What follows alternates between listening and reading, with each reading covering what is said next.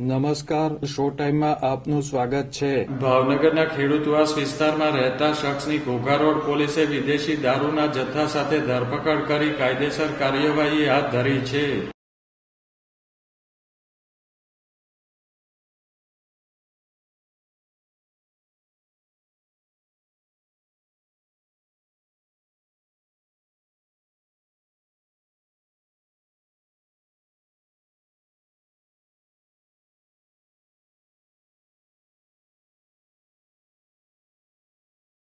ભાવનગરના ખેડૂતવાસ બેંક કોલોનીમાં રહેતા સુમિત કાવાભાઈ વાઘેલા તેના ઘરની બહાર પાઉંભાજીની લારીએ વિદેશી દારૂનું વેચાણ કરતો હોય ઘોઘા રોડ પોલીસે દરોડો પાડી વિદેશી દારૂના 540 ચપટા સાથે સુમિત વાઘેલાને ઝડપી લીધો હતો।